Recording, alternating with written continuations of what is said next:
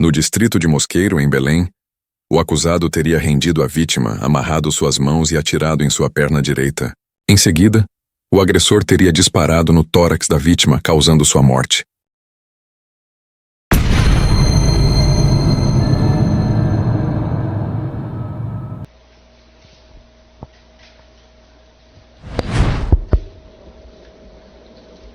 Retomando os trabalhos, depois da oitiva das testemunhas e informantes, agora a gente passa para o interrogatório do acusado, do seu Luiz.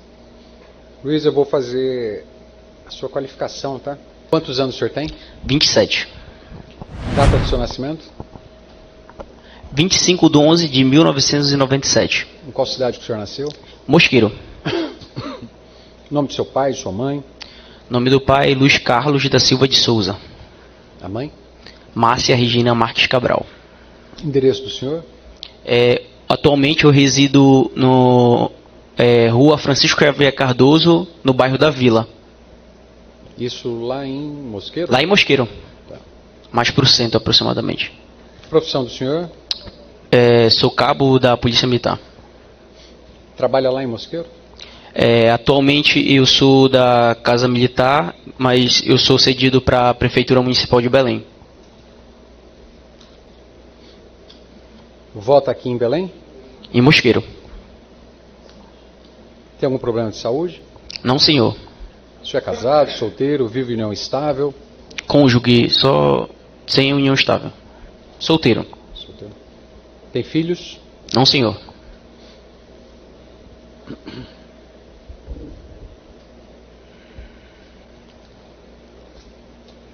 Eu vou fazer o seu interrogatório, só que antes eu preciso fazer a leitura da denúncia. Só para ficar bem claro para todos aqui sobre o que eu vou fazer as perguntas. O senhor já conhece a denúncia, eu imagino, que já foi ouvido na primeira fase do julgamento, vai ser ouvido agora nessa segunda fase. E eu vou ler aqui um resumo.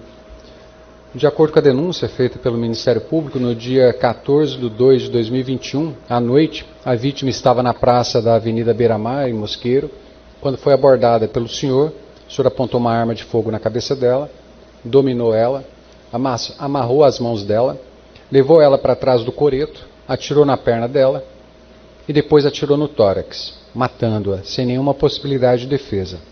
O laudo mencionou que o segundo tiro que atingiu mortalmente a região lombar da vítima foi disparado de cima para baixo, motivo pelo qual a acusação entende que o senhor atirou na vítima quando ela estava deitada no chão, com o peito virado para cima, já totalmente dominada. Por causa disso, o Ministério Público denunciou o senhor pela prática do crime de homicídio qualificado pelo recurso que dificultou a defesa da vítima. Essa é a versão da acusação. O senhor entendeu essa versão? Não quero saber se é verdade, se é mentira. Só quero saber se o senhor entendeu essa denúncia. Sim, senhor. Tá. Agora eu vou fazer algumas perguntas para o senhor a respeito disso. E o senhor não é obrigado a responder nenhuma das minhas perguntas. Se o senhor quiser ficar em silêncio, é direito do senhor. E se o senhor quiser ficar em silêncio, nenhum prejuízo vai haver para a sua defesa. Porque a Constituição Federal lhe garante o direito de permanecer em silêncio. Só responde se quiser, entendeu? Sim, Vossa Excelência. Então, já que o senhor entendeu a acusação e entendeu o direito de permanecer em silêncio, eu lhe pergunto e o senhor responde, se quiser, o que aconteceu nesse dia? Bom, doutor, eu estava com meu irmão na praça. Eu tinha saído de serviço, eu trabalhava lá em Mosqueiro mesmo, e a gente foi comer um lanche na praça. Aí eu me sentei com meu irmão, pedi o lanche e a gente Estava fardado? Não, senhor, paisano. Estava armado? Tinha saído, estava armado. E no momento que eu estava lá, eu fiquei, acho que uns 30 minutos do que eu cheguei, aí chegou a vítima. Isso era que horas? Mais ou menos das 21h30 às 10 horas, mais ou menos. Aí chegou a vítima. Aí a vítima chegou na praça e fiquei sentado, aí eu liguei para o oficial de dia, quando eu avistei ele. Eu liguei para o oficial de dia, que é o tenente André, que acabou de sair daqui. Eu falei, tenente, o Kennedy, que é o vulgo dele era Bilal na época, conhecido como Bilal, né? E Falei para ele que ele estava lá, aí o tenente não falou, não faz nada, e fica aí só observando, que foi quando que ele veio andando. Mas eu não entendi, para que o senhor ligou para o oficial do Porque dia? ele tinha um mandado expedido em 2019, e eu já tinha ido... Mandado de quê? De prisão, em aberto. E o senhor sabia disso? Sabia. Nas diligências que a gente faz na Polícia Militar, mandado de busca e apreensão, e a gente foi uma vez, a nossa guarnição foi... nesse mandato, cumpriu um mandato de prisão para ele, dessa situação, que foi da situação dos idosos, que ele tinha matado os idosos, né, no caso. Eu não trabalhava ainda em Mosqueirão. De prisão em aberto. Isso. Por causa de um crime que a vítima teria matado dois idosos. Aí o senhor tentou fazer o cumprimento desse mandado de prisão e não conseguiu? Foi uma vez, a gente foi fazer as diligências para tentar, na casa dele, tentar prendê-lo, né? Conduzi-lo para a delegacia, mas não houve êxito, ele não foi encontrado. Tá. Aí nesse dia da praça, o senhor já sabia desse mandado, ligou para o oficial do dia. Sim. E qual foi a orientação? Informando. Ele falou que ele estava próximo à Baía do Sol, que ele iria fazer as diligências para tentar capturá-lo, no caso. Aí eu fiquei só observando. Foi nessa hora, não demorou 1 minuto, ele se levantou de onde eu estava, do banco próximo, onde eu estava. Ele chegou próximo de mim, aí eu levantei já, como Mas ele já me conhecia. Já me conhecia, eu conhecia ele desde de criança. Ele sabia que o senhor era policial? Sabia que eu era policial e ele era do Comando Vermelho, ele que era o disciplina de lá. Meu pai... Era o disciplina do Comando Vermelho. Isso. Meu pai é segundo sargento da polícia. Doutor. Ele fez a primeira prisão dele de tráfico de drogas. Não sei em que ano, se foi antes do acontecido com os idosos, mas ele já tinha prendido ele. Tanto que ele ficou preso, acho que de 2 a 3 meses. Aí foi dado o alvará de soltura, não me recordo. Aí ele já tem... O rapaz, a vítima, estava sentada perto do senhor? Sim. E aí ela levantou? Ela levantou com uma lata de cerveja, falou com o pessoal que estava lá perto, próximo. Aí eu vi que ele já tinha me visto, né? Também. E eu eu levantei quando ele se aproximou de mim. Aí ele falou... Você estava com quem? Tava eu e meu irmão. Seu irmão estava com o senhor nessa hora? Não, eu mandei ele se afastar quando ele veio próximo de mim. Aí eu falei, meu irmão, se afasta aqui, por favor, que esse cara aí, tu sabe que ele é perigoso. Aí ele se afastou e ele veio em direção a mim. Ele falou, ei, qual é o teu problema comigo? Eu falei, cara, não tem nenhum problema contigo.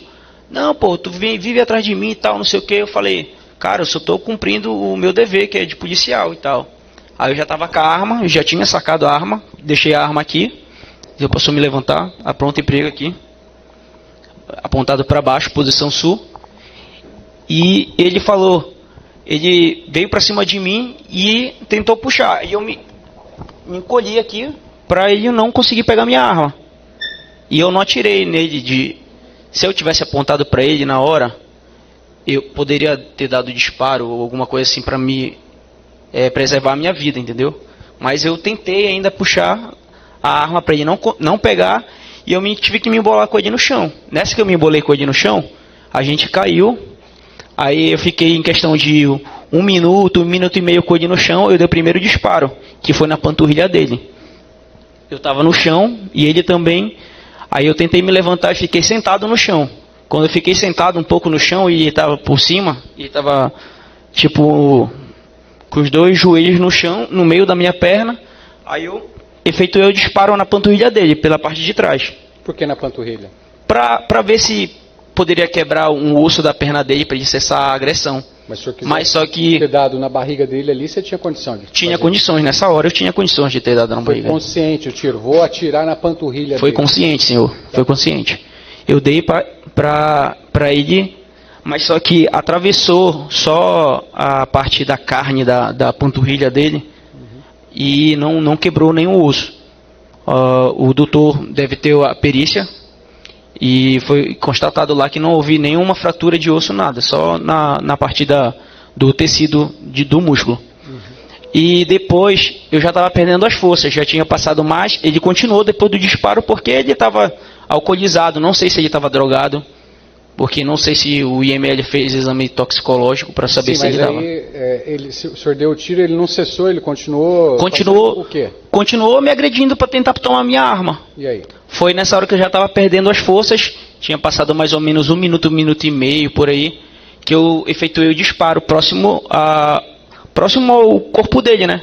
Eu não vi para onde disparei. Aí quando disparou, ele já caiu do meu lado no chão. Ele estava... Vocês estavam no chão? Estava no chão. O senhor fez o segundo disparo? Sim. E entre o primeiro... Posso demonstrar para o senhor? Não, pode sentar. Entre o primeiro e o segundo disparo, demorou um pouco. Demorou de 1 minuto, mais ou menos. Continuaram rolando no chão ali, brigando? Sim. Ninguém te ajudou, não? Não, porque o meu irmão, eu mandei ele se afastar. Meu irmão, ele não tinha esse tamanho todo, nem essa idade. Na época ele tinha uns 17 anos, estava nervoso. E também não tinha essa massa corporal todinha. Nem eu. Eu era magro, tudinho, ele também. Eu mandei ele se afastar, porque eu estava brigando com ele armado. Ele poderia tirar a arma de mim, me atirar e atirar no meu irmão. Entendeu? E daí, quando eu me diferenciei um pouquinho só dele, que eu consegui ter forças mais ou menos para me empurrar ele, mas eu não consegui. Eu estava no chão deitado e efetuei o disparo sem a minha empunhadura, porque eu já estava cansado. Aí eu acertei. Como assim, sem empunhadura? Não entendi. A empunhadura é quando a gente tá com a mão firme na pistola. Tem o controle dela. E eu já não estava com a mão firme na pistola. Aí eu efetuei o disparo na região do tórax dele aqui. O senhor estava sentado, estava deitado? Não, estava deitado de lado assim. Deitado de lado? Sim. E ele estava do lado também, tentando... O senhor de lado e ele de lado? Estava de lado. Um perto do outro? Um perto do outro. Ele estava, tanto é que ele estava com a perna dele meio entrelaçada com a minha aqui. Entendeu? Os dois tiros aconteceram no chão. No chão. Brigando. No chão. Disputando a arma. Sim. Aí quando eu efetuei o segundo disparo, eu me levantei. Aí as viaturas, como eu já tinha ligado, as viaturas chegaram. Aí Ele já parou ali. No segundo disparo ele parou. já parou, porque pegou numa região que eu não sei onde tinha pego na época. Fiquei sabendo depois pelo exame. E ele... Pegou em que região? Foi na região do tórax. Na frente? Foi na frente. Tanto é que saiu no exame também que foi que, como o senhor dito, foi de baixo para cima, não sei. É a denúncia que fala. Sim. A denúncia que menciona que foi disparado de cima para baixo. De cima para baixo, sim. Aí ele cessou a agressão. Aí chegou as viaturas. Aí o tenente André, vamos tirar logo você daqui e tal. Eu falei, Ele já morreu ali mesmo? Não, ele já estava respirando. E os parentes dele? Os parentes dele chegaram, mas eles não se aproximaram. Porque tinham os moradores de lá, não deixaram eu chegar, que eles queriam me agredir na hora. Entendeu? Eles queriam me agredir na hora. Porque a irmã dele, a Casey, me conhece também desde criança também. Ela falava, por que tu fez isso com ele? Por que tu fez isso? Eu falava, não fiz nada, foi ele que veio pra cima de mim e tal. Falei as coisas pra ela. Aí ele, como o tenente André pediu para ele, para mim se afastar, e colocou ele dentro da viatura, carregaram ele, colocaram, e eu Estava consciente? Não estava consciente, mas ele só estava respirando. Estava com sinais vitais, né, no caso. E ele entrou ele foi carregado para dentro da viatura. Antes disso, foi amarrada a mão dele? Não, senhor, não tinha como, só estava eu. Não tinha nenhum fio por perto, nada. A denúncia menciona isso, que teria sido amarrado. Não existe isso, senhor. Foi levado para trás do coreto? Nada, não tinha como. Ele era maior que eu. Foi a distância do coreto de lá, para eu lhe falar, tinha uma distância de uns 15 a 20 metros do local da grama onde foi, que foi logo próximo à rua, um pouco. Não sei se o senhor... estava com aquele coldre interno ou aquele externo? Não usava o coldre Kydex que fala, que é o coldre velado que todo mundo fala, né? Eu usava só o armamento na cueca mesmo, entendeu? Era uma pistola... 940 na época, .40. Estava municiada com quantas? Municiada, com 10. Com 10? Cada... O senhor disparou 2 tiros? Foi 2 tiros. Tinha outros 8 ali? Tinha outros 8. Foi entregue para a perícia tudinho, o armamento e tudo. O senhor falou que não estava com coldre, né? Porque o coldre geralmente vem um fiozinho que segura a arma ao coldre, ao cinto. Ah, o senhor está falando do cinto de guarnição. Não, o cinto de guarnição não estava, porque eu não estava de serviço. Tá. Eu uso a arma sem ele, quando eu estou no paisano, no caso, quando eu estou arrumado assim. Tá. Então não tinha nenhum dispositivo de segurança para impedir a arma de Não, ser senhor. levada. Era só a sua mão Se eu mesmo. tivesse fardado, até teria como ele puxar, que eu usaria o fiel, que chamam, que é o fio. Fiel. Isso. Que a gente É engata na ligado ao arma. seu cinturão, Isso. tem uma corda, Isso. um fio, não sei Um exatamente. fio. Não Que... tinha nada disso. Não tinha nada disso. Tá. E o senhor já tinha algum desentendimento entre o senhor e ele, o Kennedy? Não, senhor. Como eu lhe falei, eu Vocês falaram conhecia... que cresceram ali juntos? Eu conhecia ele desde, no caso... Não conhecia assim, não era amigo, mas ele era... Eu enxergava ele lá como um morador qualquer. Só que desde criança, entendeu? E naquelas condições ele tinha aptidão, tinha força para desarmar o senhor? Ele era mais alto, eu acho que ele tinha, deixa eu ver, uns 1,80 m. Ele era mais forte que eu, como eu lhe falei. Na época ele era mais forte e um pouco mais alto. E também ele estava alcoolizado, né? Então não estava em Antes de si. partir para cima do senhor, ele deu soco no senhor? Os senhores brigaram em pé? Não, ele veio pra cima, não efetuou nenhum soco em mim, nem eu efetuei nenhum soco nele, apenas ele veio para segurar minha arma e eu me joguei com ele no chão. Que esse é o treinamento de defesa pessoal que tem na Polícia Militar. Se o senhor quiser verificar também, esse é o procedimento que tem a gente tentar proteger a arma para o humilhante não pegar a arma para ele ceifar nossa vida, né? O senhor não conseguiu empurrar ele, não? Impedir? Consegui, mas mesmo assim o braço dele era mais longo que o meu. Ele era maior que o senhor? Era maior que eu. Tá.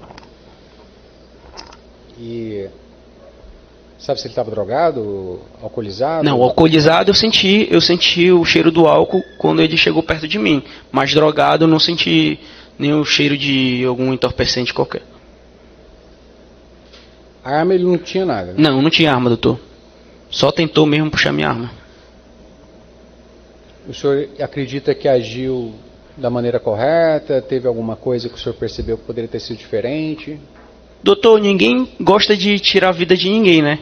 Mas eu acho que se eu não tivesse usado esse meio de força, que era o efetuado disparos nele, ele teria puxado a minha arma e teria tirado a minha vida. O senhor quer falar mais alguma coisa que eu não tenha perguntado? Não, senhor. Depois de mim, o promotor, os advogados e os réus e os jurados poderão fazer perguntas. Se o senhor souber e quiser falar, fica à vontade. Se não quiser falar, é direito seu não responder. Sim, senhor. Dr. Gerson, promotor de justiça. Obrigado, Excelência. Bom dia, Luiz Cláudio. Bom dia, Vossa Excelência. Luiz Cláudio, me explica o momento do tiro na panturrilha de novo, por favor. Doutor, quando eu me joguei com ele no chão, eu tentei me levantar, só que ele agarrou na Estava minha... por baixo ou por cima? A gente tava meio que de lado, todos dois. Certo. E eu me levantei, eu consegui sentar um pouco no chão. Eu me sentei na grama e consegui abaixar ele um pouquinho e efetuei o disparo mesmo na panturrilha dele. Da parte de trás aqui pra frente. Tu levantaste, ele continuou no chão. Não, eu tentei levantar aqui, mas eu não consegui, porque ele estava em cima de mim. Certo. Entendeu? Aí eu efetuei o disparo, nesse disparo ele não cessou a agressão. Entendi. Aí, daí que eu vi que não tinha quebrado o osso dele, alguma coisa. Hoje você falou que, ao visualizar o Kennedy na praça, acionou a viatura. Mas tu já chegaste a prestar um depoimento em que tu disseste que tu chegaste a apenas acionar a viatura depois dos disparos. Confirma para mim. Tu acionaste a viatura assim que tu viste o Kennedy na praça, ou depois da luta corporal, ou depois dos disparos? Foi quando eu olhei ele próximo a mim e eu avisei o oficial de dia. Antes dos disparos? Antes do disparo. Da luta corporal. Antes da luta corporal. Antes de te abordar, de ir pra cima. Sim, de ti. senhor. Ok. Sem mais perguntas.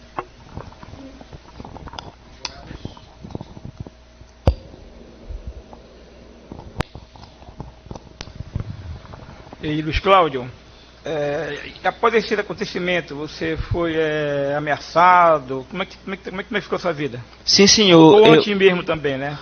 Antes eu já era ameaçado, que eu trabalhava no bairro do Aurá, Águas Lindas. Logo quando eu me formei foi em 2019. Como a gente tinha entrado pelo território pela paz na época, A gente fazia muita diligência naquela área que era a área vermelha. E os indivíduos da área tinham nossas fotos de policiais e circulavam nas redes sociais do grupo do CV, do Comando Vermelho.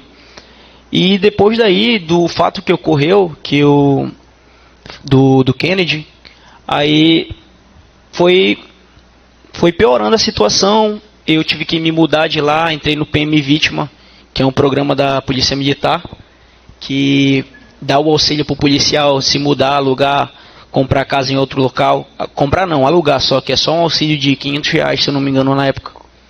E eu tive que sair de onde eu morava por conta de ameaças. Por conta de ameaças que eu sofria da facção criminosa, na época. Me diz uma Na coisa. época não, até hoje. Sobre a tua condução.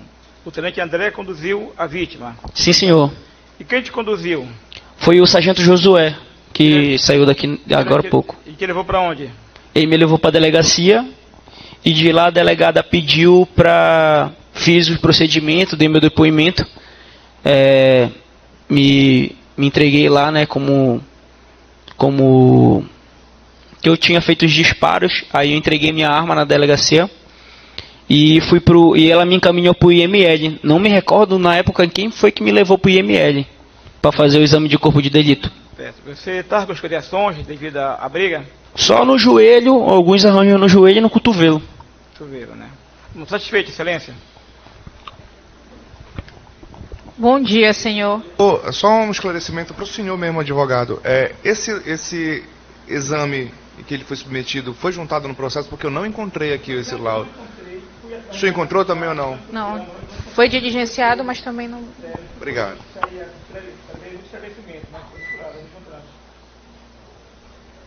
Bom dia, senhor Luiz. Bom dia. O senhor diz que quando o Kennedy lhe abordou, ele já lhe abordou dizendo que o senhor estava perseguindo ele. Sim, senhora. Então ele já estava ciente que tinha mandado de prisão contra ele, que o senhor teria tentado cumprir. Sim, a sua senhora. guarnição, no caso. Então, Sim, senhora. quantas vezes o senhor fez essa diligência desse mandado Do Kennedy? Só uma vez que a gente foi. Nossa guarnição foi só uma vez. O senhor disse que houve cerca de 1 minuto entre o disparo da perna e o segundo disparo. Quando o senhor estava no segundo disparo, ele estava segurando ainda na mão? Ainda estava segurando o meu braço, que era o braço que eu estava com a arma, e eu já estava sem força já de fazer, eu tive que fazer o Quando o senhor disparo. atirou, então, da segunda vez, ele estava segurando o seu braço? Meu braço forte, que é o meu braço direito, que é o da minha empunhadura da minha arma. E aí o senhor quando o segundo disparo aconteceu, e aí ele lhe soltou, né? Sim, caiu pro O senhor tinha lado. noção de onde o senhor tinha atingido ele? Não, só se foi na região O senhor viu do depois tórax. que ele estava... Porque sangrou? Não vi também, porque a camisa dele ficou cheia de sangue. Aí eu não dava vi. pra ver, o senhor ficou sabendo então depois que foi aqui. Foi só no laudo que saiu mesmo. O senhor lembra se ele estava vivo quando saiu de lá? Ele estava respirando, estava com sinais vitais. Ele não estava... Ele não estava consciente. O senhor se recorda se algum familiar falou com ele? Não me se recordo. aproximou? Não.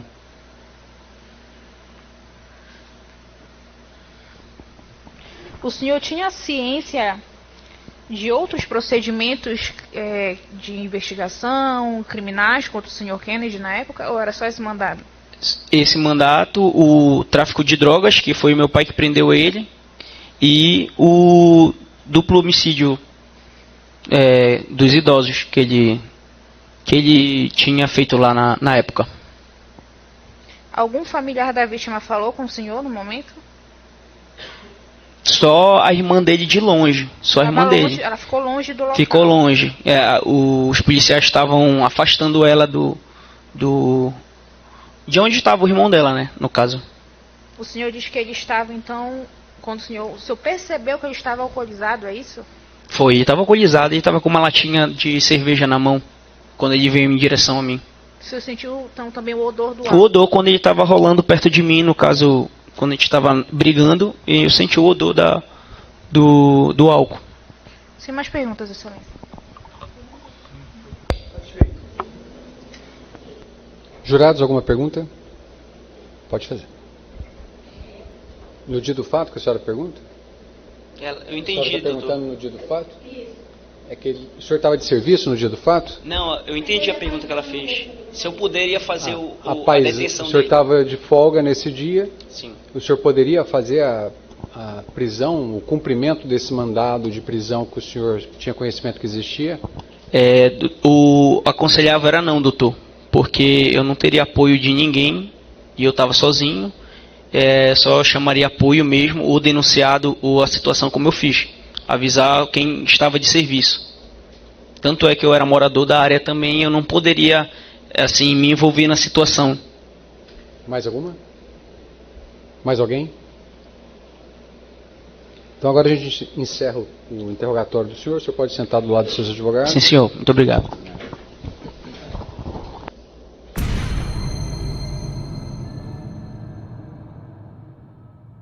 O interrogatório a gente encerra a instrução. E encerrada a instrução, a gente passa para os debates. Nos debates, os jurados terão a oportunidade de saber qual é a versão do Ministério Público, qual é a versão da defesa, e por conhecer o trabalho dos profissionais que aqui estão, eu tenho certeza que ao final dos debates, vocês vão ter plenas condições de decidir sobre esses fatos que estão sobre conhecimento de vocês. Dr. Gerson, já preparado para iniciar os debates? Então, promotor de justiça, Dr. Gerson Daniel Silva da Silveira, a partir de agora vai ter até 1h30 para falar para Vossas Excelências o que o Ministério Público entende de tudo isso. Dr. Gerson, agora já são 11h30. Seja bem-vindo e fique à vontade. Obrigado. Excelentíssimo senhor doutor, juiz de direito, presidente desse egrégio Tribunal do Júri, Murilo Lemos Simão, mais uma vez, excelência, uma honra, um privilégio, um prazer que se renova toda vez que subo a uma tribuna de julgamento de uma sessão presidida por Vossa Excelência. Recebo aqui meus cumprimentos, minha demonstração pública de respeito, apreço e admiração pelo trabalho de Vossa Excelência. Obrigado, doutor.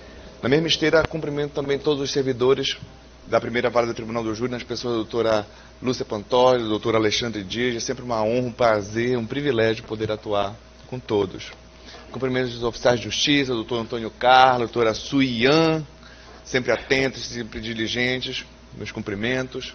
Cumprimento os nobres advogados de defesa, doutores Nelson Fernando, doutora Cristiane, uma honra poder atuar com Vossas Excelências, ao público que nos assiste, à força pública que nos guarnece, meu amigo aqui, grande Otoniel, meu irmão de tatame, de kimono, privilégio poder estar com você também aqui neste julgamento. Desejo sucesso ao acusado, Luiz Cláudio, independente do resultado que se obtenha, que seja feita a justiça, Luiz Cláudio. Independente do desfecho desse processo.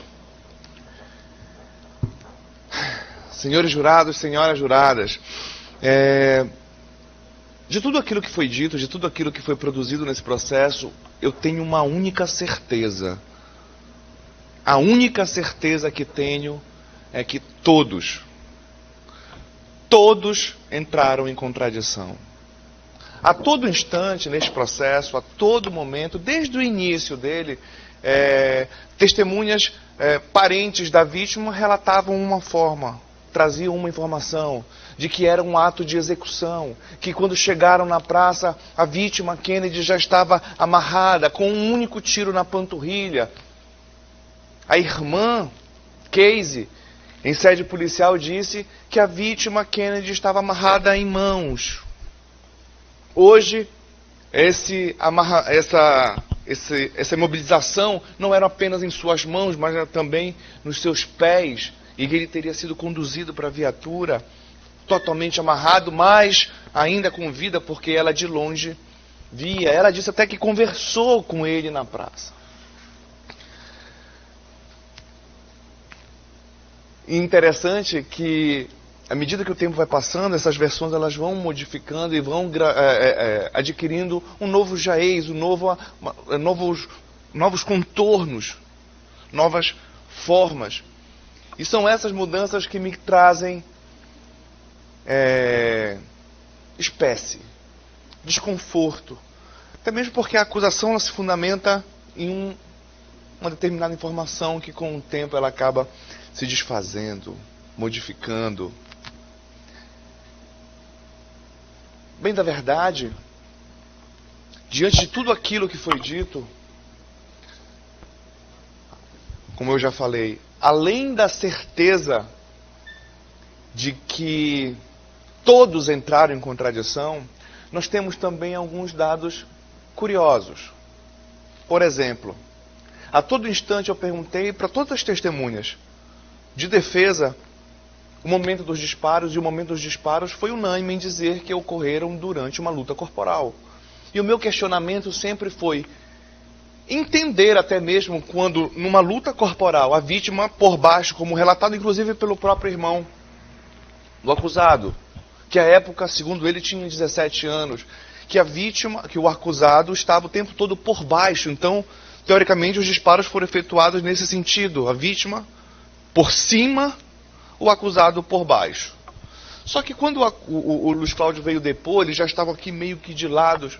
E eu até entendia a existência de um tiro na região do peito, na região do tórax. Mas eu nunca entendi o tiro na panturrilha.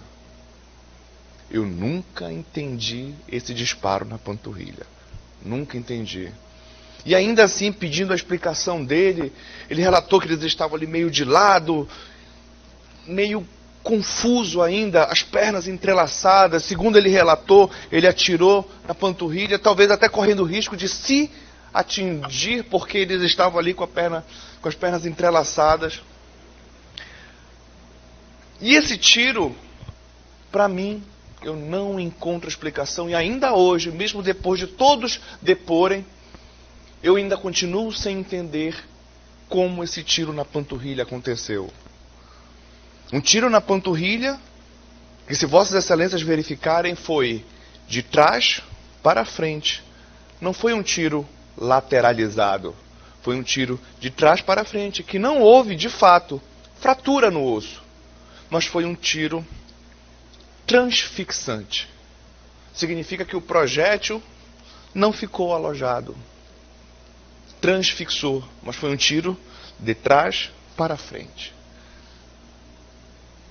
Se fosse um tiro que apenas atingisse aqui a panturrilha de forma lateralizada, que a meu ver até faria mais sentido pela posição que ele falou que eles estavam meio de lado ali no chão, eu continuo realmente sem entender a dinâmica dessa luta corporal. A gente ainda assim não teria um tiro de trás para frente, sim apenas um disparo da esquerda para a direita ou da direita para a esquerda, lateralizado. O que, a meu ver, demonstra ainda mais as contradições. Não temos certeza exata do que efetivamente aconteceu. Agora, entender que a vítima estava totalmente imobilizada, amarrada. Se foi amarrada com uma corda, como disseram as testemunhas, a irmã praticamente da vítima, como disse a dona Casey, se ela estivesse realmente amarrada,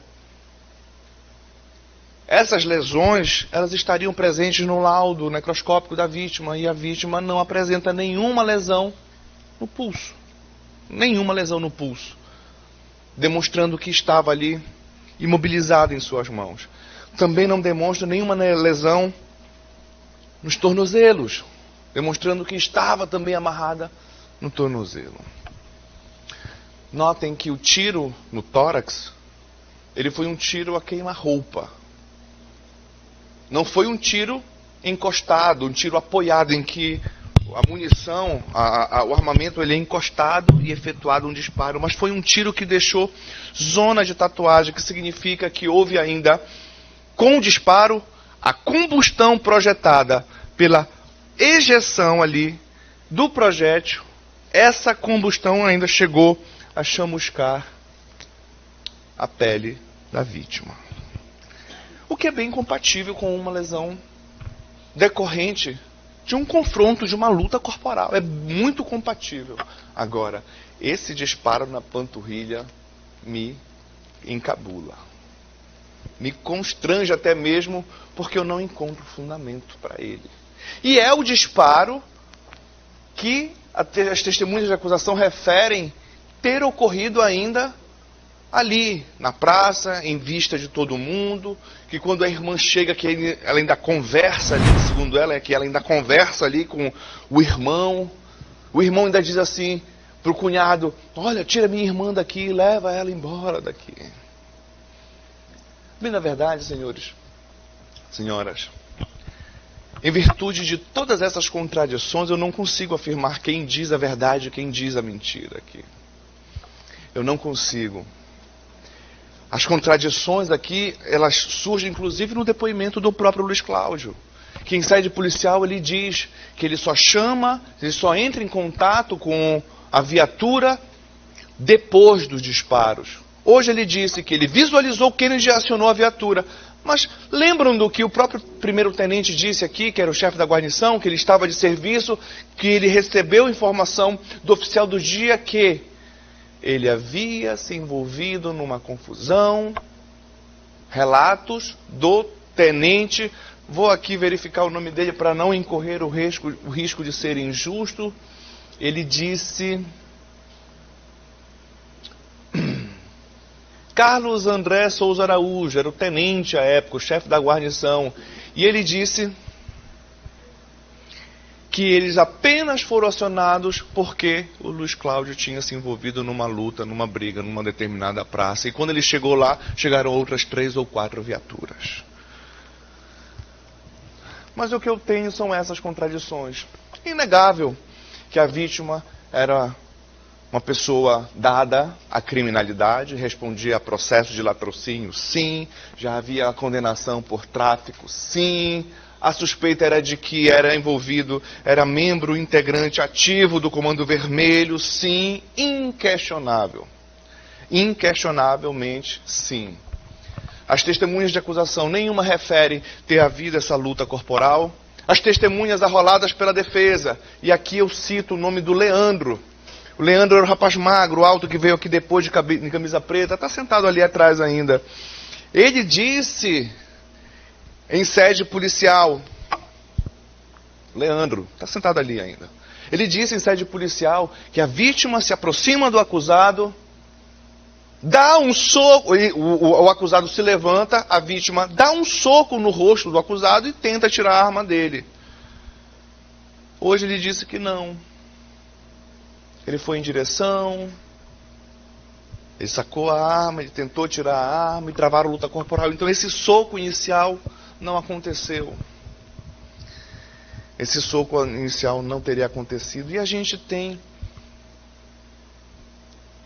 também mais uma contradição, mais uma pessoa que se contradiz. Existe a informação no processo de que a vítima teria sido imobilizada, mãos amarradas, levada para trás do coreto, e lá teria recebido o segundo tiro fatal já no peito, demonstrando sim a execução. Só que hoje a gente não confirma esse dado. Não existe indicação no laudo necroscópico de que a vítima estava sob efeito de entorpecente. Em compensação, ela estava completamente completamente embriagada. Acredito que 29,13 ou alguma coisa desse grama, 29,17 decigramas de álcool por litro de sangue. É uma quantidade considerável. E sem me alongar muito, já partindo para o encerramento, diante de tantas contradições,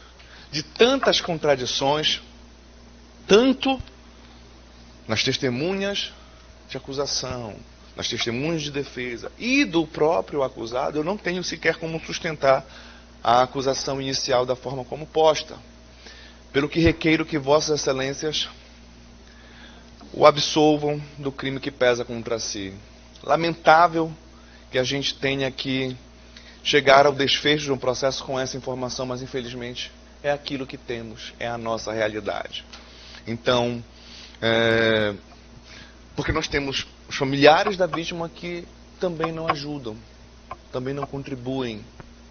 Uma irmã que disse que viu até o momento que colocaram na viatura, mas não o acompanha até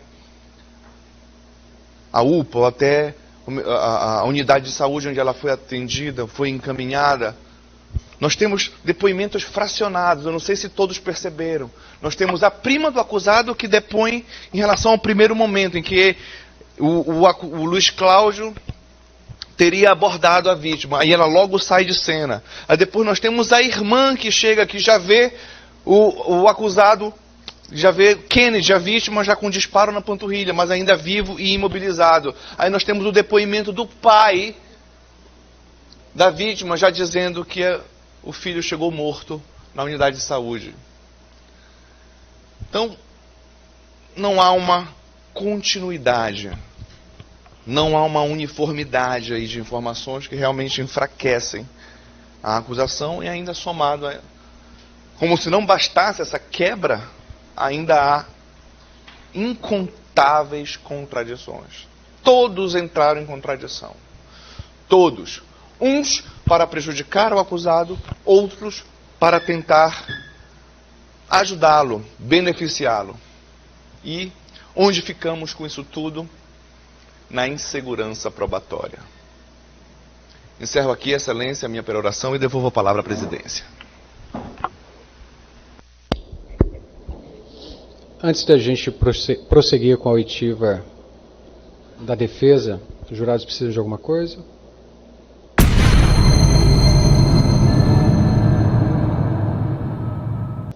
Ok.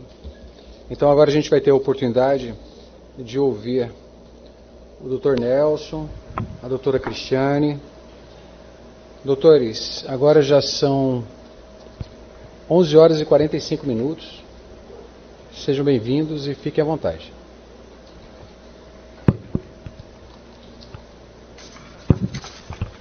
Excelentíssimo doutor, juiz de direito da primeira vara do Tribunal do Júri de Belém, doutor Murilo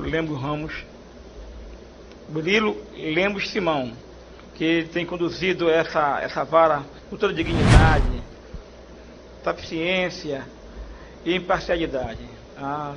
Tenho acompanhado o seu trabalho. E o senhor hoje provou como o senhor, o seu trabalho corre rápido, as perguntas que o senhor fez para as vítimas, para as testemunhas do MP, para as testemunhas do acusado, e o próprio interrogatório, isso aí já adianta muito trabalho aqui no Tribunal do Júri. Ganhamos muito tempo com isso. A maior parte das perguntas que eu ia fazer, o senhor já tinha feito já. Também quero cumprimentar aqui o doutor Gerson Daniel da Silva Silveira, que também tem contribuído muito para o desenvolvimento, para o desenvolvimento, o trabalho da vara, porque a vara ela depende não só do juiz, depende do bom promotor também. Tendo um bom promotor, tem um bom juiz. Daí quando saiu aqui o seu Bonifácio, entrou o senhor e assumiu com dignidade. Hoje em dia é jovem, mas já apresenta um conhecimento muito grande já. Então isso aí é muito bom para a vara, para todos nós, tá bom?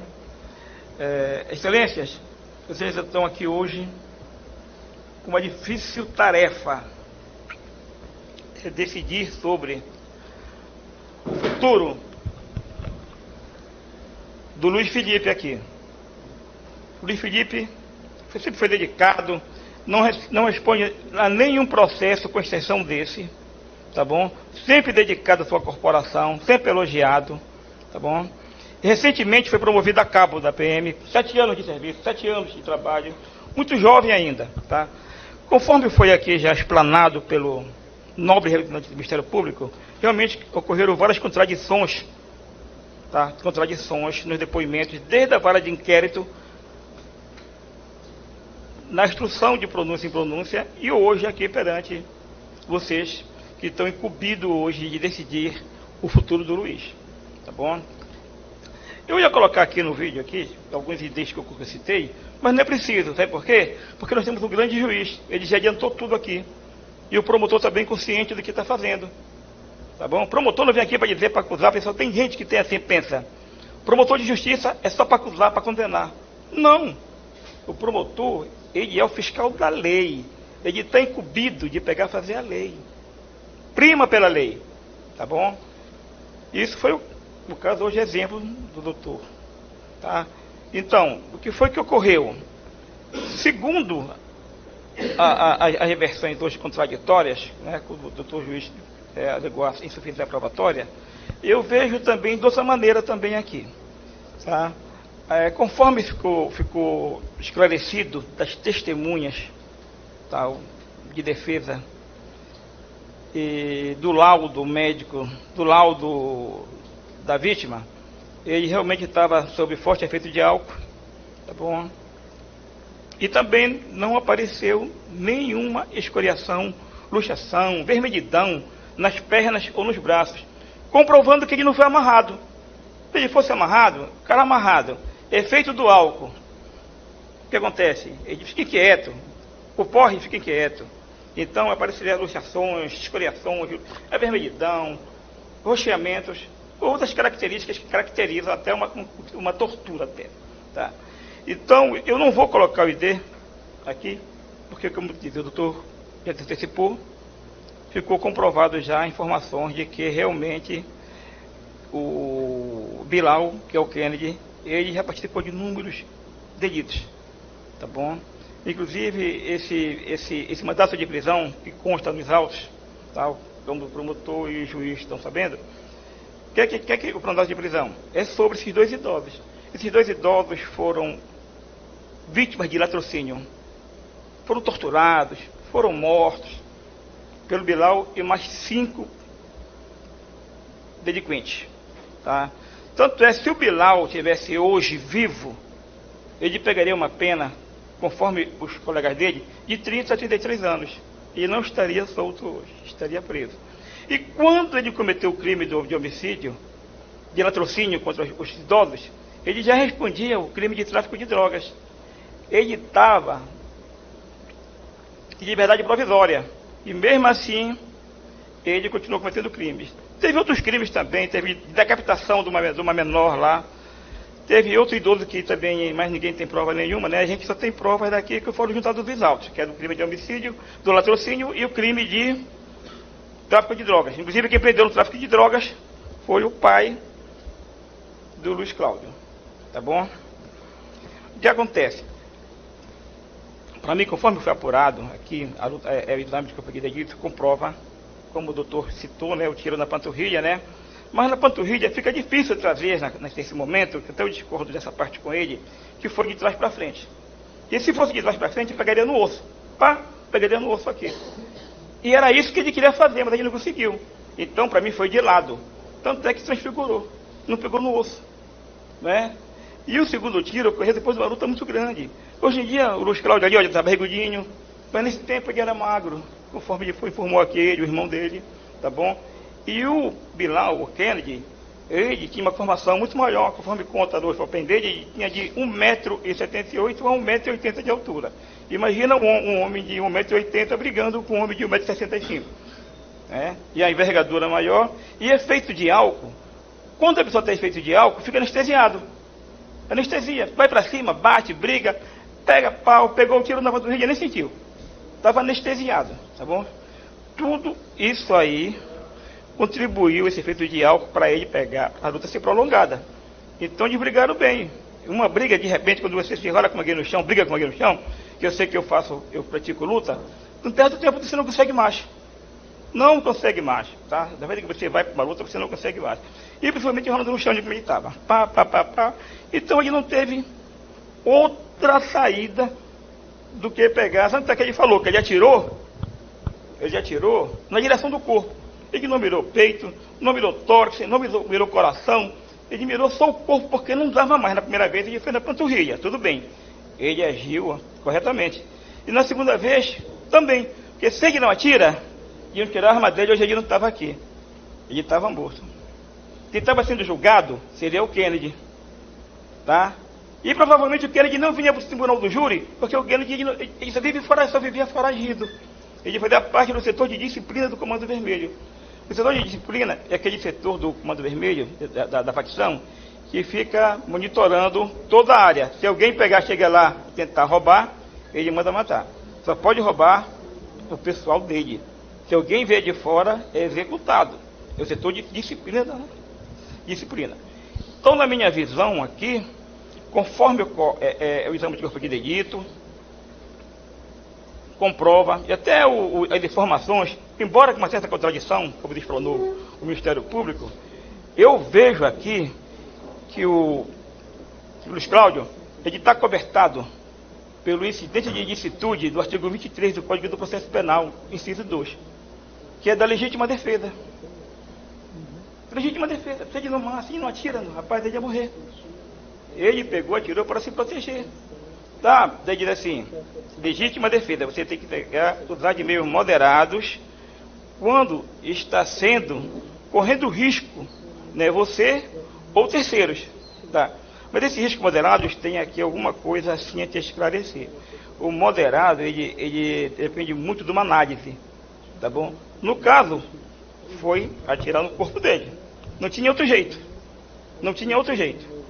Então, eu venho perante vocês aqui, que o Luiz Cláudio seja absolvido, conforme o artigo 23 do Código do Processo Penal, pelo inciso 2, tá bom? Em licitude da legítima defesa, tá bom? Obrigado a todos, são os termos, excelência. Obrigado. Quer falar, doutora?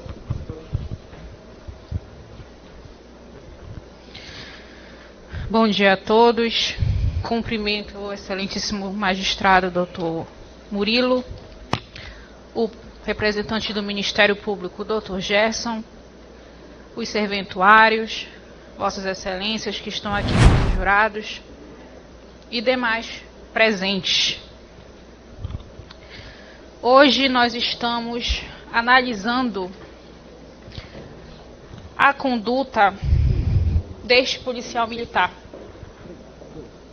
7 anos de corporação, nenhum procedimento criminal ou administrativo. Este policial, ele não tem sequer uma investigação de falta. A ficha funcional dele, que está presente nos autos do processo, é elogios, cursos preparatórios, nenhuma informação que o desabone durante todos esses anos. Quanto aos fatos, assim como o nobre representante do MP informou, realmente nós estamos diante de algumas contradições importantes. O Luiz, ele é acusado de homicídio qualificado por ter supostamente impossibilitado a defesa da vítima, porque ele supostamente teria amarrado a vítima. Os senhores receberam o laudo que foi realizado na vítima. Não há qualquer lesão além dos disparos de arma de fogo. Não há lesão nos braços, nas pernas, na cabeça, em lugar algum. Nada que comprove que ele tenha sido arrastado, amarrado, de forma alguma. Se tivesse sido amarrado, com certeza isso constaria no laudo pericial. Essas lesões estariam presentes, senhores.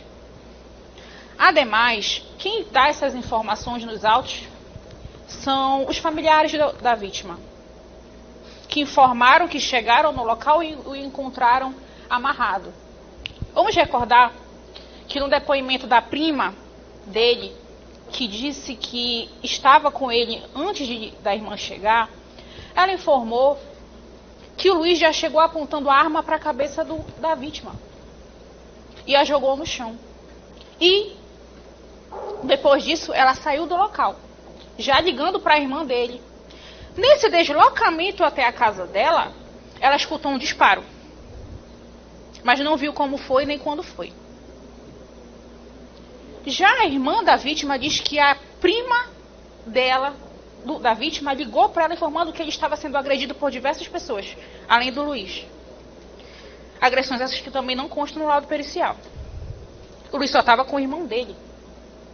E a própria prima não disse nada sobre nenhuma agressão física. A irmã da vítima também diz que ao se aproximar da praça, porque ela mora perto, ela escutou um disparo. Disparo esse que seria na perna.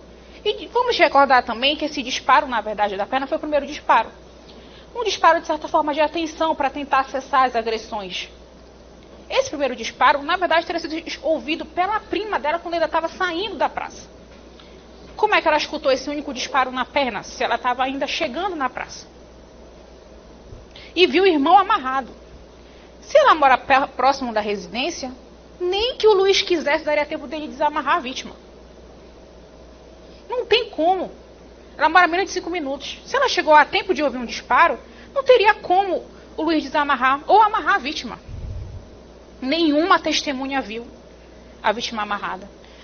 Os militares com as viaturas chegaram quase que na mesma hora que a situação estava ocorrendo e nenhum viu também nenhum tipo de amarração.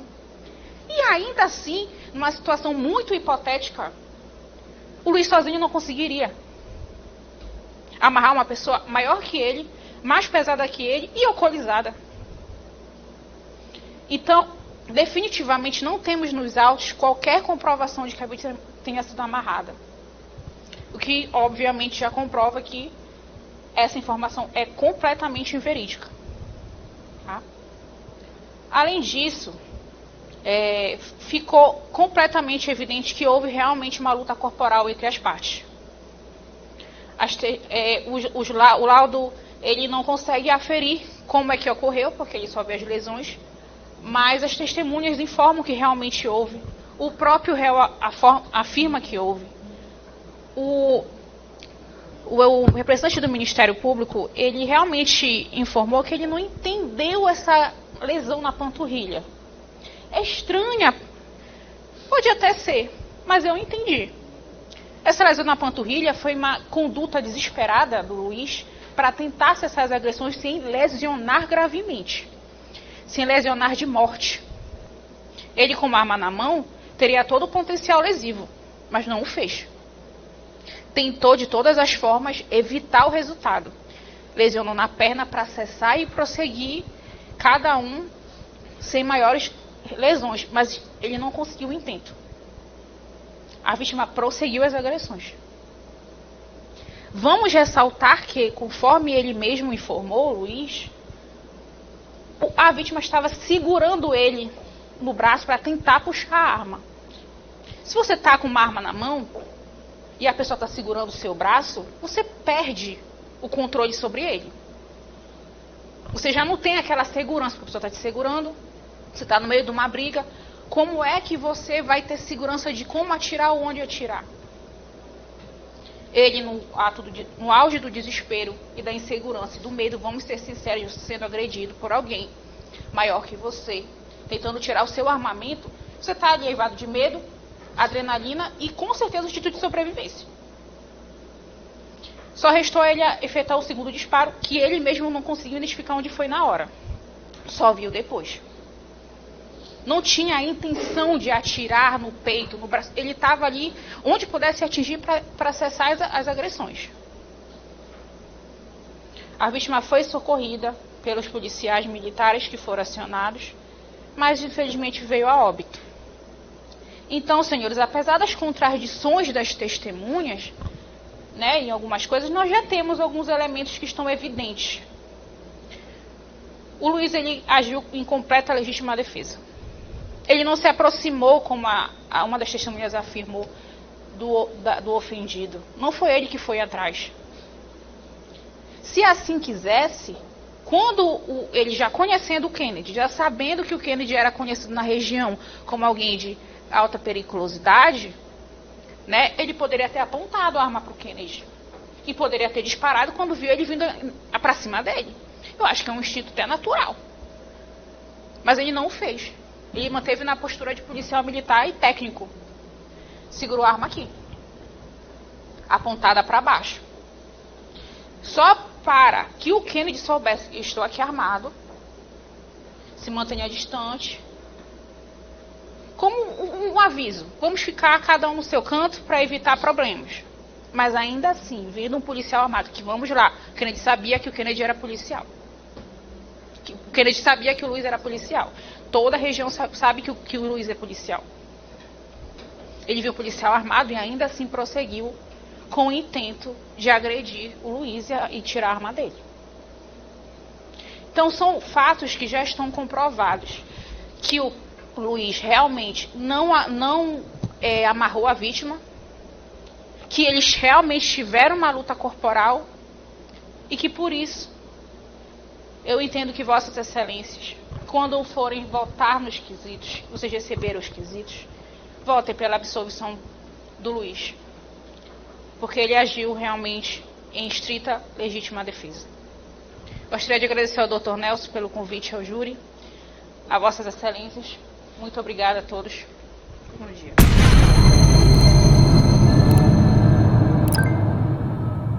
Então agora a gente chega naquela fase do julgamento em que as provas foram produzidas, os debates foram encerrados e eu preciso saber dos jurados se estão habilitados a julgar ou se precisam de algum esclarecimento. Se tiver alguma dúvida, alguma questão, esse é o momento de fazer a pergunta para mim e eu, diante do que aconteceu aqui em plenário, diante do que tem no processo, eu vou tentar responder. Alguém tem alguma dúvida ou estão habilitados a julgar? Se estiverem habilitados a julgar, eu já faço a quesitação. Sem dúvidas? Ok. Então agora a gente vai fazer a votação e só vai ficar aqui em plenário os meus funcionários, o promotor, os advogados e os jurados. O senhor precisa do banheiro? Tá. Então agora a gente paralisa aqui e o pessoal aguarda lá fora. Logo em seguida a gente retorna para a leitura da sentença.